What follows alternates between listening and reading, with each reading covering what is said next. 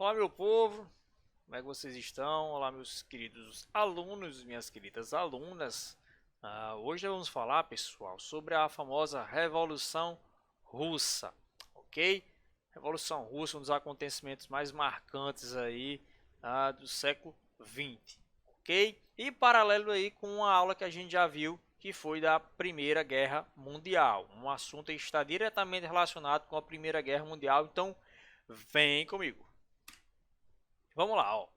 Então, uma característica marcante da Revolução Russa é que ela foi a primeira revolução, ou seja, a primeira transformação radical de um país vitoriosa, inspirada em um pensamento novo, né, até então, que foi o socialismo. O socialismo, pessoal, é o pensamento contrário ao capitalismo. No socialismo não existe divisão de classe, todas as pessoas devem ganhar o mesmo tanto, né? As empresas devem ser controladas pelos próprios trabalhadores, não existe patrão, ok? É o proletariado, a classe trabalhadora que vai governar a nação em si, vai distribuir a renda para que ninguém fique com renda de mais e outro fique com renda de menos. Basicamente isso seria o socialismo, ok? E a Revolução Russa ela se baseou nas ideias do socialismo, né? Nas ideias de Karl Marx, ok? E ela foi vitoriosa, a Rússia se tornou a primeira nação, podemos dizer assim, socialista, comunista do mundo. E daí ela se espalhou, as ideias socialistas se espalharam pelo resto do globo, beleza? Mas vamos lá. Bom, como era a Rússia antes da Revolução, o que foi que aconteceu, o que era que tinha na Rússia que fez o povo querer tanto tirar o czar Nicolau II do poder. Quem mandava lá, eles rapazinho aqui, ó, Nicolau II, o czar Nicolau II. Czar é como se fosse rei, só que lá eles vão chamar de czar, e não rei, mas é a mesma coisa, beleza? Então, como era a Rússia antes da Revolução? O que é que tinha lá que o povo fez com que se uniu para derrubar o rei? Bom, eles viviam controlados pelo czar Nicolau II, ou seja, ele era um rei absolutista, ou seja, mandava do jeito que queria, fazia o que queria, beleza? A Rússia era o país mais atrasado da Europa, então, país bem atrasado, ok? Não tinha desenvolvimento da indústria, era um país muito agrário, ok, pessoal? Um país muito agrário. O czar não dava liberdades individuais, ou seja, ele controlava muito a população, a população não podia nem criticar ele, né? Existia uma perseguição a todos os seus inimigos políticos, era um povo que vivia muito vigiado, muito pastorado, ok? O ensino lá, as escolas, era totalmente dominada pela Igreja Ortodoxa, né? A Igreja Ortodoxa é uma igreja que surgiu de uma divisão da Igreja Católica, isso vocês estudam nos assuntos do sétimo ano, ok? Do ensino fundamental. Então a Igreja Ortodoxa monopolizava, ou seja, controlava o ensino, as escolas e possuía privilégios, né? Não pagava imposto, né? Eram ricos, tinham muitas posses, ok? Existia gente com muita terra, né? E um montão de gente com bem pouquinha terra, sendo oprimido pelos que tinham muita terra. Então lá existiam os boiardos, que eram os ricos, eles tinham a maioria das terras em suas mãos. A concentração fundiária quer dizer o quê? Que as terras estão concentradas na mão de poucas pessoas. Então, os boiardos, pessoal, eram os fazendeiros ricos, eles eram dono de tudo que era fazenda lá dentro da Rússia, ok? E quem era que trabalhava para os boiardos? Os camponeses, que eram chamados de mujiks, né? Esses aqui eram explorar, trabalhar, feitos condenados nas fazendas dos boiardos, beleza? A Rússia era um país basicamente agrário, ou seja, vivia da agricultura, né? E tinha poucas indústrias. As indústrias que tinham lá era por causa de dinheiro de outros países que iam lá para abrir alguma indústria. Da Bélgica, França, Alemanha e Inglaterra investiram um pouquinho de capital dentro da Rússia. Então essa era a situação da Rússia. Você tem um rei, um czar muito autoritário, vivia no luxo, e 80% da população vivia na fome, vivia na miséria. Okay? Então era uma situação bem complicada. Aqui é uma charge, né, representando o czar aqui no seu trono, né, sendo sustentado pelo povo, o povo andando em cima dos corpos, as pessoas miseráveis que passavam fome, e o rei se aproveitando disso, né? É só uma charge para representar a exploração que o povo sofria do czar, né? Do Estado czarista. Bom, aí começou a surgir movimentos para criticar o bendito do czar, Nicolau II. Todos eles eram clandestinos. O czar não permitia partidos para criticar. Vocês devem saber disso. O czar mandava prender se você criticasse ele. Eram partidos clandestinos, ou seja, não eram oficiais. Eles se reuniam escondidos para não ser presos, ok? E aí você tem os niilistas, né? Os niilistas eram os anarquistas, pessoal. Essa palavra anarquia vocês vão ter contato lá no 8º ano, né? Os anarquistas eram os que gostavam de resolver as coisas na pancada. Rapaz, como é que a gente vai fazer para resolver isso? Vamos incendiar, vamos quebrar tudo, vamos chegar lá e vamos tocar fogo. Era assim que os niilistas eles gostavam de resolver as coisas, partindo mais para a prática dos atentados, da violência, ok? Também nós vamos ter os populistas narodniks, né? Populistas narodniks, ou o MIR, que era a sigla deles, era um socialismo com base na comunidade rural camponesa. Eles defendiam que as pessoas deveriam ter a mesma classe, né? E isso era baseado no campo, ou seja, vamos dividir as terras para todo mundo ter o seu sítiozinho, todo mundo ter a sua fazendinha, se todo mundo tivesse seu pedacinho de terra, todo mundo vai se alimentar, não vai faltar nada para ninguém, todo mundo vai viver em paz. Era isso que os narodniks ensinavam ou lutavam. Depois nós vamos ter aí o Partido Socialista Revolucionário, né? O Partido Socialista Revolucionário era composto por camponeses e intelectuais, homens que estudavam, que liam Karl Marx, né? Que liam os homens que criaram o socialismo, Karl Marx e Engels. E por fim nós vamos ter o POSDR, era a sigla do partido, né? Era o Partido Operário Social Democrata Russo, né? Formado também por intelectuais, homens que liam muitos livros para tentar achar nos livros a solução para os problemas daquele povo, né? Aquela desigualdade, aquela opressão, aquela fome. Como é que a gente resolve e traz uma Rússia melhor para o povo? Vamos estudar.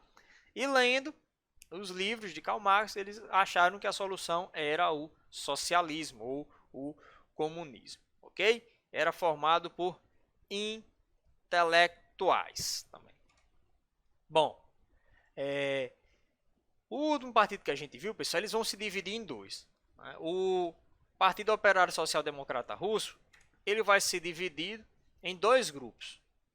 De um lado vai ficar os mencheviques e do outro vai ficar os bolcheviques. Ai meu Deus, Bruno, não vou entender isso não. É super fácil, preste atenção. Os defensores do socialismo, pessoal, eles tinham um partido político, ok? E o que é que eles vão fazer? Eles vão se dividir porque dentro deles, alguns vão querer uma mudança mais radical e outros vão dizer, não, vamos mudar, não, vamos ter calma, vamos ter paciência, não vamos mudar, não vamos usar violência e tudo mais. Então o que é que vai acontecer? Os que queriam mudanças na Rússia de maneira mais devagar, com mais calma, era a minoria daquele partido. E eles eram os mencheviques, que quer dizer minoria. A minoria queria uma mudança mais devagarzinha, ok? Já os que queriam uma mudança radical era a maioria daquele partido. Não, vamos mudar logo tudo, vamos tirar esse czar, vamos entregar tudo, controlar tudo. Os trabalhadores devem assumir as fábricas, vamos dividir a renda, ninguém vai ganhar mais que ninguém. Os que queriam uma revolução, algo mais radical, eram os bolcheviques, que era a maioria. Okay? Então, bolcheviques, maioria, queriam mudanças radicais. Os mencheviques queriam uma mudança mais devagar, com mais calma, vamos fazer isso logo isso aqui, depois a gente chega e tal. O objetivo dos dois era tornar a Rússia socialista, né? Só que para os mencheviques chegar ao socialismo, antes você precisava passar pelo capitalismo. Não, vamos logo investir nas nossas indústrias, vamos pegar dinheiro dos países do mundo, investir aqui, criar fábricas para gerar emprego. Depois que a gente ficar rico, com muita indústria, aí a gente divide tudo entre os trabalhadores. E era assim que os mencheviques queriam, uma mudança devagarzinho. Antes de chegar ao socialismo, vamos passar pelo capitalismo para enriquecer. Já os bolcheviques, não, que conversa, né? Ó, e daqui de onde nós estamos, na mão desse infeliz, desse czar, nós tem que pular logo para o comunismo, logo para o socialismo. Vamos pegar logo tudo, dominar, vamos fazer uma revolução, algo radical e já implantar o socialismo aqui. Não tem conversa com o capitalismo. Okay? Então a principal diferença deles era essa. Mencheviques, que era a minoria, queria algo mais devagar. Os bolcheviques não. Era algo mais radical, uma mudança mais radical. Ok? O líder dos mencheviques era Martov e o famoso líder dos bolcheviques era Vladimir Lenin. Esse rapaz aqui, né, tem o seu nome marcado na história. Era o Vladimir Lenin.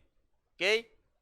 Então essa era basicamente a diferença entre eles. Mencheviques, uma revolução mais devagar, né? E os bolcheviques não, algo mais radical, sem conversa com o capitalismo, sem conversa com a burguesia, que eram os empresários. Vamos entregar tudo na mão dos trabalhadores. Ok? Também tinha um outro partido, o CADEC, né? Formado em 1905, era o Partido Constitucional Democrata, formado pelos ricos, pelos homens ricos lá da Rússia, formado pela burguesia, né? Mas era politicamente fraco, tanto que tem livro que nem vai citar esse partido aqui, beleza? Ó, então vamos lá. A Revolução Russa mesmo, ela aconteceu em 1917, durante a Primeira Guerra Mundial. Preste atenção nisso. Ela aconteceu em 1917.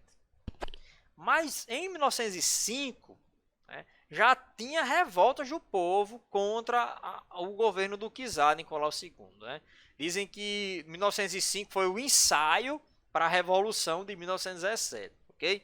Então, em 1905, né, mais de 10 anos antes da Revolução, já tinham muitos protestos e acontecimentos que demonstravam que o povo não suportava mais aquela situação que a Rússia vivia, de desigualdade social, de fome, de miséria, de desemprego.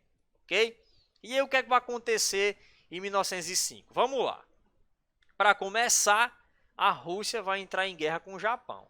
Então você pega um país pobre, que a Rússia era um país atrasado, vivia de agricultura. Entra em guerra com o Japão, né, pelo controle da Coreia e da região da Manchúria. Vai levar um sacode. O Japão vai derrotar a Rússia.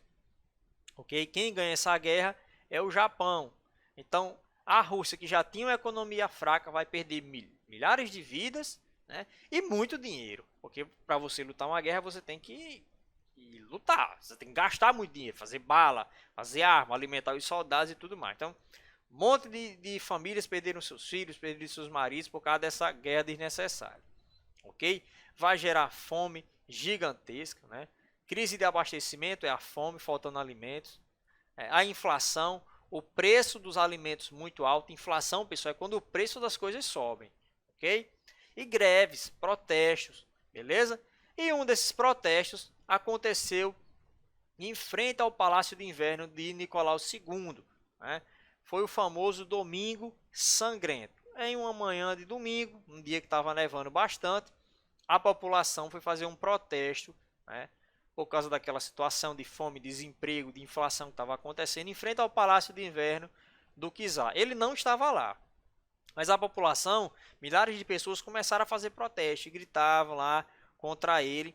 E em frente ao palácio tinha a polícia real, a famosa Okhrana. Era a polícia do imperador. Ela servia para perseguir, né, quem criticasse o imperador. Tá até aqui o nome dela, a Okhrana, ok? E o que é que a Okhrana vai fazer, pessoal? A população enfrenta ao palácio, protestando. Os soldados da Ucrânia vão mandar bala na população, vão abrir fogo contra a população e vão matar centenas de pessoas, ok? Serão vários feridos e várias pessoas mortas ali naquele momento. Foi um verdadeiro massacre. Esse massacre ficou conhecido como o Domingo Sangrento, né? Há relatos de que o chão estava todo coberto por neve e a neve ficou toda vermelha ao redor do palácio devido ao sangue das pessoas que estavam lá protestando, ok? Não se sabe ao certo quantas pessoas morreram, alguns dizem que foram 130, outros dizem que foram 1.000, outros dizem que foram 3.000, né? Mas foram centenas de pessoas, então vamos dizer que foi mais de 1.000 pessoas mortas e feridas, beleza? Foi o Domingo Sangrento. Isso, pessoal, fez com que a população ficasse com mais raiva ainda de Nicolau II. Como é que um czar desse, um feliz desse, manda matar a população, né? Dizem que ele não mandou, mas a polícia dele atirou e matou vários inocentes, ok? Por causa disso, vai ter revoltas, insurreições em vários pontos do país, né? Camponeses, pessoas de outras nacionalidades que viviam lá e até os militares, com raiva do governo de Nicolau II, né? Os salários aos militares eram muito baixos, né? Vai ter até o famoso a revolta do encoraçado Potequim, ok? A revolta do encoraçado Potequim, o encoraçado é um navio de guerra, pessoal, e alguns soldados entraram nele para fazer um protesto contra o czar, ok? Qual era a resposta do czar frente a todos esses protestos? Repressão violenta. Ele não queria diálogo, né? Repressão violenta era a resposta oficial do czar. Ele mandava prender, mandava matar, ok? Mas aí, quando ele percebeu que a população toda da Rússia não gostava mais dele, aí ele resolveu tipo fazer eu vou ceder algumas coisas para a população para ver se eles vão começar a gostar um pouquinho de mim. E aí, em outubro de 1905, o que ele vai fazer? Pessoal, tá bom, vocês acham que eu sou muito autoritário, muito nojento? Eu vou governar junto com o parlamento. Foi instituída a Duma. Duma é o parlamento russo, ok? Duma é um parlamento, igual a gente tem aqui no Brasil, onde ficam os deputados federais, né, os senadores, uma salona grande, cheia de políticos lá dentro, e aí eles vão criar leis, vão governar junto com o czar. E ele vai dizer, tá bom, eu vou governar, mas a Duma vai governar também. Aí foi criado a Duma com os parlamentares, os deputados lá, e ele sentava e ao redor ficava todos os parlamentares. Só que tem um problema, pessoal. Sempre que a Duma não aceitava alguma ordem de Nicolau II, ele mandava fechar. Ele mandava fechar. Não, pois assim, não vão me obedecer não. É o que? Vocês querem mandar mais que eu? Pois fecha aqui o parlamento, fecha a Duma. Mandava fechar e prendia os deputados. Ou seja, ele era um cara muito, muito autoritário. Ele inventou essa historinha de governar junto com o parlamento, mas foi furada. Beleza? Aqui a gente tem algumas gravuras, ok? Algumas fotos reais do que seria o Domingo Sangrento, né? Vários corpos, vários corpos no chão. Aqui a data está errada, aqui é para ser um 0, okay? Que foi 1905. Aqui a Ucrânia, a polícia abrindo fogo contra a população.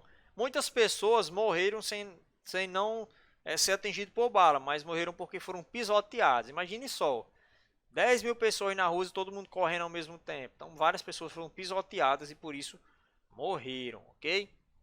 E aqui na imagem 3 nós temos a cena do filme O Encoraçado Potequim, que mostra um pouco dessa revolta dos soldados que tomaram posse do navio de guerra para protestar contra o czar Nicolau II.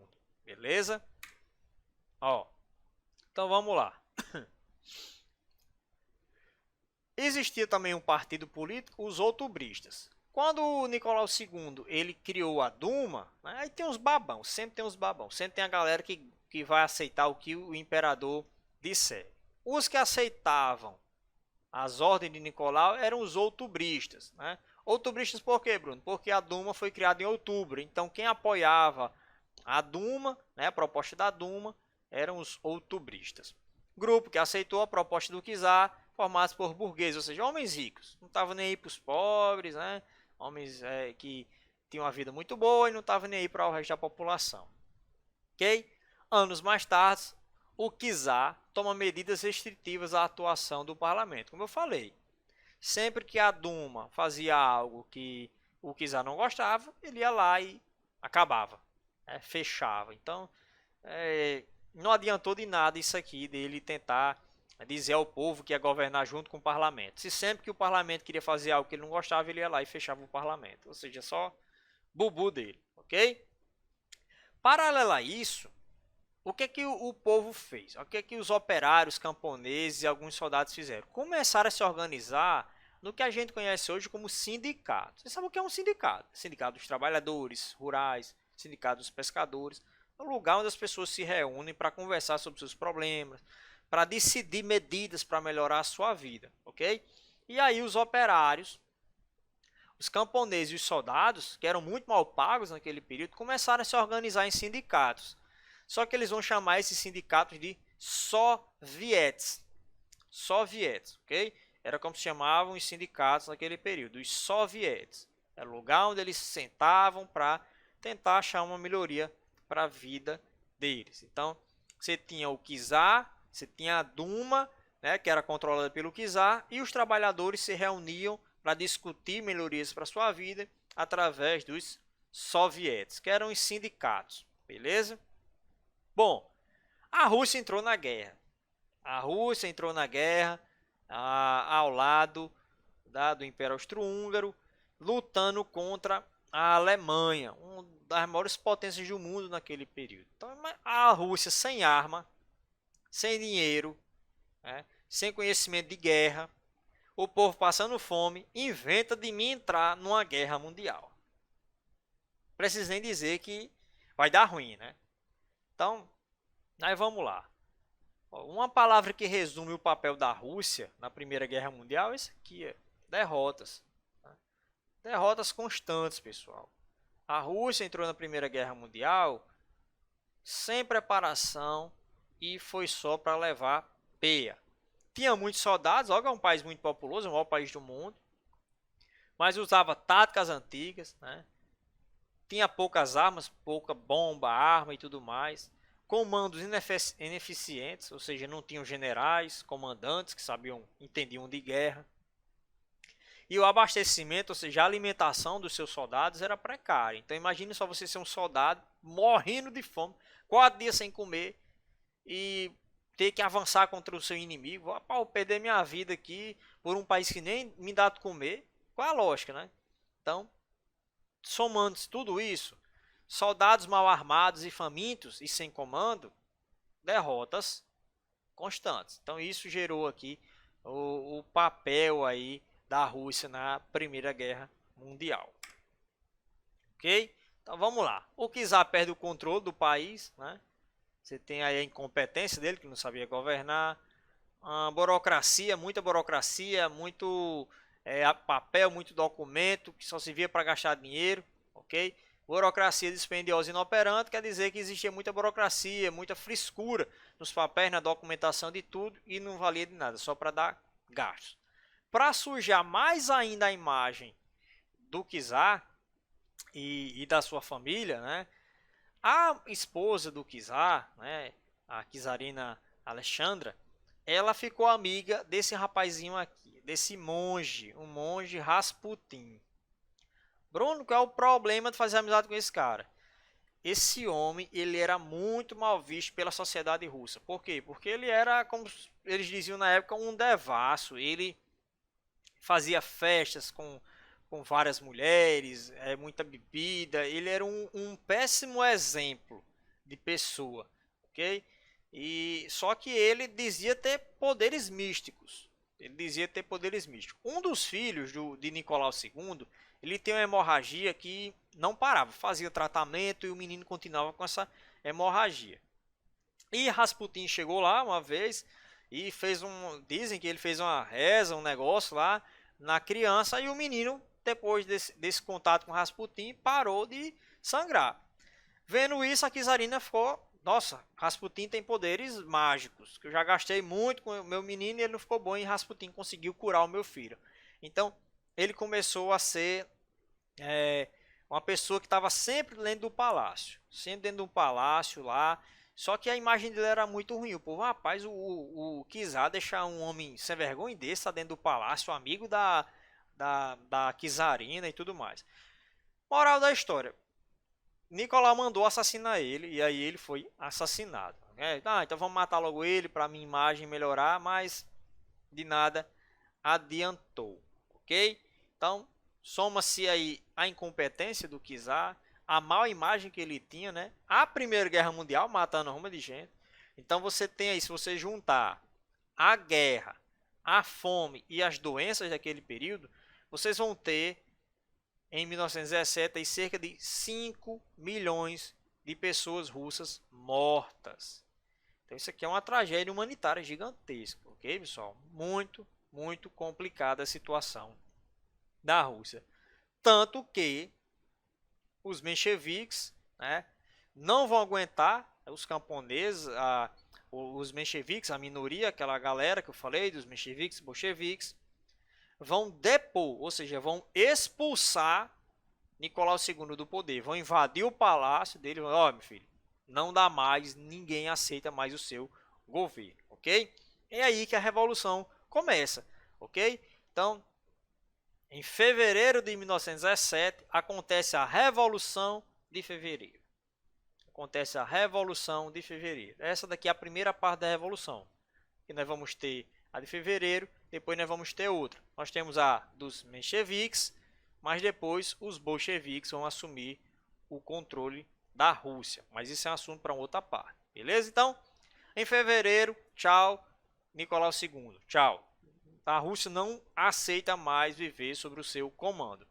E aí acontece a Revolução de Fevereiro de 1917. Aqui sim, a Revolução Russa começou. Até agora a gente estava falando sobre só a situação da Rússia. Mas em fevereiro de 1917, durante a Primeira Guerra Mundial, o povo não aguentou mais, invadiu o palácio e expulsou o czar. Beleza? Bom, como em fevereiro quem entrou no comando do país foram os mencheviques, né? Lembrando, os mencheviques eram aqueles que queriam a revolução mais devagar. Não, antes de ir para o socialismo, vamos logo para o capitalismo, né? Então, agora a Rússia vai ter um governo liberal burguês, né? Vai ser uma fase liberal burguês, ou seja, vai ser uma fase em que não vai ter comunismo lá, não vai ter socialismo. Eles vão tentar criar empresas para tentar deixar a Rússia mais rica, beleza? Bom, vamos lá. As características do governo dos mencheviques. Eles que assumiram o controle na Revolução de Fevereiro, foram os mencheviques. Vamos lá. Eles vão dar liberdades individuais ao povo, coisa que não tinha na época do czar, né? O czar mandava prender. Eles vão dizer agora que as pessoas podem falar o que pensam, podem criticar e tudo mais. Vão reduzir a jornada de trabalho, que era de 14, 16 horas, dependia do trabalho que você fazia, para 10 horas, ok? Né? Liberdade de imprensa, os jornais agora vão poder falar o que quiser, criticar o governo. Antes, se você fizesse isso, você podia até ser morto, se você fosse um jornalista e criticasse o czar, ok? Vão perdoar, anistia quer dizer perdão, vão perdoar todas as pessoas que foram presas ou expulsas da Rússia pelo czar. Então, você tem um primo que ele foi expulso pelo czar muitos anos atrás. Você pode ligar para ele e dizer que ele pode vir embora, que não tem mais czar não. A Rússia agora é um país livre, né? As pessoas que fugiram do imperador já podem voltar, que não tem mais imperador. Só que, pessoal, os mencheviques, eles tiveram um erro crucial. Os mencheviques deram um vacilo grande mesmo. Que foi o quê? Eles não tiraram a Rússia da guerra. A Rússia com fome, crise econômica, povo morrendo e continuar na guerra não tinha condição. O povo disse: ei, mencheviques, vamos sair da guerra. Só que os mencheviques, ouvindo a Inglaterra, ouvindo a França, nações amigas, disseram: não, a gente precisa dos seus soldados, não saia da guerra. Os mencheviques decidiram manter a Rússia na guerra e isso gerou mais fome, né, mais desconfiança. O povo ficou com mais raiva. A raiva que tinha de Nicolau, o povo transferiu para os mencheviques. E aí os mencheviques começaram a ser odiados pela população, porque a população queria paz, queria sair da guerra, queria alimento, queria comer no bucho, ok? Então, os fracassos militares na Primeira Guerra continuaram, né? Mas eles continuaram também com a Rússia lá, decidiram que a Rússia não iria sair da guerra e isso gerou como é que eu posso dizer, uma revolta popular muito grande em relação aos mencheviques. O líder deles era Kerensky, né? Ele vai assumir o controle da Duma, do parlamento, eles vão governar agora através da Duma. Só que por manter a Rússia na guerra, o governo dos mencheviques será impopular, ou seja, ninguém vai gostar do governo dos mencheviques. Sabendo disso, o que é que os bolcheviques vão querer? Se os mencheviques estão aí e o povo não está gostando deles, essa é a nossa chance de ir lá e tomar o poder da mão deles, ok? E aí, o que é que vai começar a acontecer? Os bolcheviques vão começar a se organizar para tomar o poder da mão dos mencheviques. O principal líder deles era o famoso Lenin.